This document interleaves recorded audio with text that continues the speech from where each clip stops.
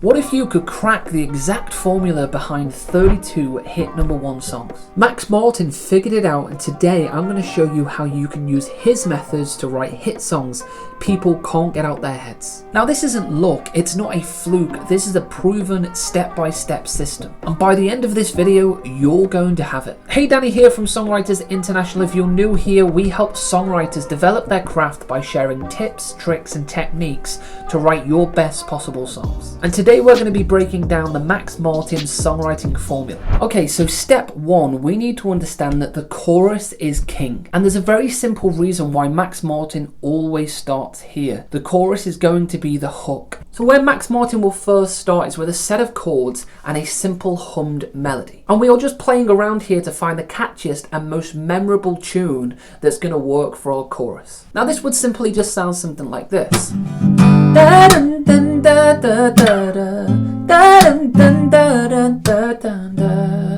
Oh, oh, oh. And that would be version 1, and then you would go and find another hummed idea. Da, da, da, da, da, da, da, da, da, da, da, da. And you would keep going until you actually get something that you believe is memorable enough to actually start writing lyrics around. And Max Martin has also been quoted saying, "Writing melody first gives me more freedom than doing it the other way around. It's very important to have a great melody." Now once Max has gone through that process of identifying a simple but effective hook, he will then go on to actually find a simple and very effective phrase that he can use as a tagline for his song. Now some examples of this is a song by Ellie Goulding which is called Love Me Like You Do. Love Me Like You Do is that phrase that is always referred back to in the song. Or the Taylor Swift song, We Are Never Getting Back Together. Or the other track here by The Weeknd, I Can't Feel My Face When I'm With You, But I Love It. These phrases make the backbone of those songs. And these are the parts that people sing back. These are the stadium singing phrases with a great hook that people absolutely love. And once Max has found a great chorus melody with a great short phrase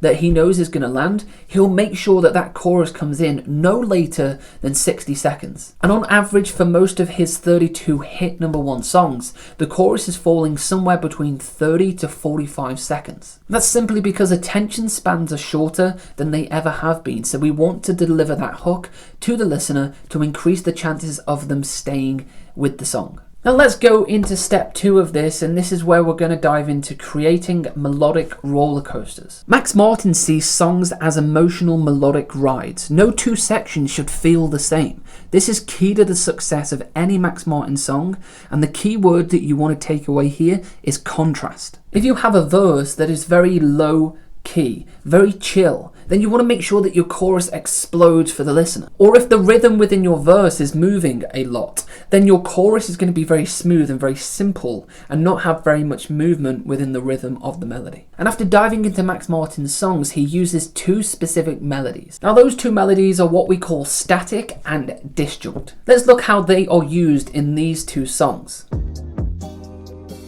So we're going to look at the verse of this song first, and more specifically the melody. Now it goes, "You think I'm pretty without any makeup on you." That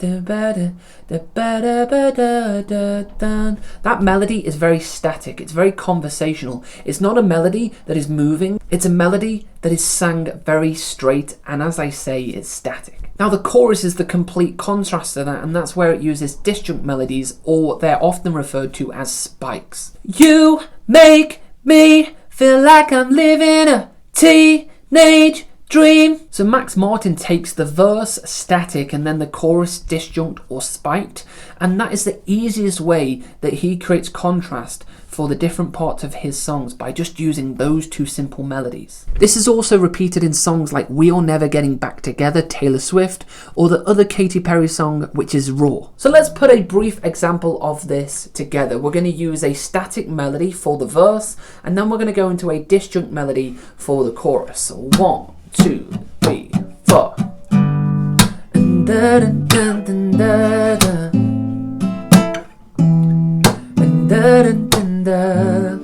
Let's stay static.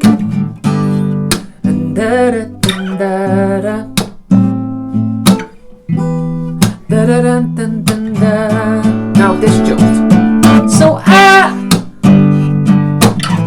oh baby, I will try with you, yeah, right by my side. Oh, when you know I'm willing to try. And you can see from that very simple and quick example, we've got a static melody into a disjunct melody, and it creates contrast. And then step 3, we jump on into the lyrics. Now lyrics are to fit to the melody, not the other way around. Max Martin is big on the flow of the lyric rather than it being grammatically correct. If we look at this example by Ariana Grande, where the lyric says, "Now I've become who I really are." Or if we look at this next song by Britney Spears, "Drives Me Crazy," it says, "Sadness is beautiful, loneliness is tragical." Now you would agree that that's not necessarily the correct way of saying it, but Max is not focusing on the lyric and how it is said, but more how that melody and the lyric fits together, and that's more important for his song. So now you've got this dialed in, you understand the steps and strategies that Max Martin uses to increase the chances of his songs being catchy, hooky, repetitive, and earworms for people to come on in and listen time and time again. But the truth is, a killer chorus is only part of the song and not the full length of the track. And we need to make sure that we are going to keep the listener until we get to that 30-40 second mark. Now, how do we do it? We need to know how to craft a lyric within the verse that keeps the listener hanging on every word up until they get to that chorus. So I've put together a video which walks you through how to craft the verse so that it sets up the chorus in a really strong way and keeps the listener there until they reach that point. Because if you don't have a great verse, you're never going to get them to the chorus. So I've put it together, it's somewhere around this video. Hit that, head on over to that video, let me share with you how to craft a great verse, and I'll see you over there.